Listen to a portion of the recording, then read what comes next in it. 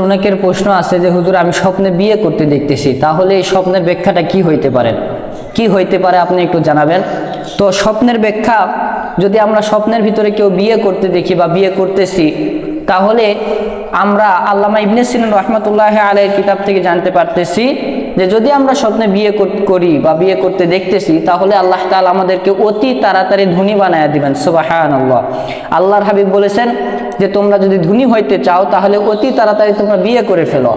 তোমরা যদি আল্লাহর বরকত হাসিল করতে চাও তাহলে অতি তাড়াতাড়ি বিয়ে করে ফেলো। আল্লাহ রাসূল সাহাবায়ে কেরামদেরকে আরো বলেছেন, তোমাদের ঈমানকে যদি তোমরা পরিপূর্ণ করতে চাও তাহলে তোমরা খুব তাড়াতাড়ি বিয়ে করে ফেলো। তাহলে দেখেন, দুনিয়াতেও আল্লাহ তাআলা বিয়ে করার অনেক ফজিলত দিয়েছেন, যে বিয়ে করলে ঈমান পরিপূর্ণ হবে, বিয়ে করলে আল্লাহ ধনী বানায় দিবে, বিয়ে করলে আল্লাহর রহমত আপনার উপরে বেশি বেশি আসবে। তো দুনিয়াতে আল্লাহ তাআলা যেরকম বাস্তবে যেরকম আমাদেরকে রহমত দান করেছেন, আপনি ঘুমাইলে ঘুমের ভেতরে যদি বিয়ে করতেছেন, এই স্বপ্ন দেখেন, তাহলে সেখানেও আল্লাহ বরকত দিয়ে দিছে। অর্থাৎ আপনি ঘুমের ঘরে স্বপ্ন দেখতেছেন যে আপনি বিয়ে করতেছেন, আল্লাহ তাআলা বলেন আমি খুব তাড়াতাড়ি তোমাকে ধনী বানায় দিব।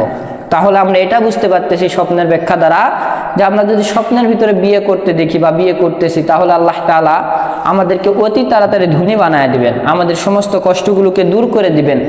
অথবা একটু দেরি হোক, কিন্তু আল্লাহ তাআলা অবশ্যই ধনী বানায় দিবেন যদি আমি স্বপ্নের ভিতরে বিয়ে করতে দেখি। তাহলে আজকে থেকে আমরা এতটুকুই জানলাম যে স্বপ্নে যদি আমরা বিয়ে করতে দেখি তাহলে আল্লাহ তাআলা ধনী বানায় দিবেন। তো এরকম যদি আপনাদের আরো প্রশ্ন থাকে তাহলে অবশ্যই আমাদেরকে কমেন্টে জানাবেন। আমরা এর পরের ভিডিওতে ইনশাআল্লাহ তাআলা আপনাদের সকল প্রশ্নের উত্তর দেওয়ার চেষ্টা করব।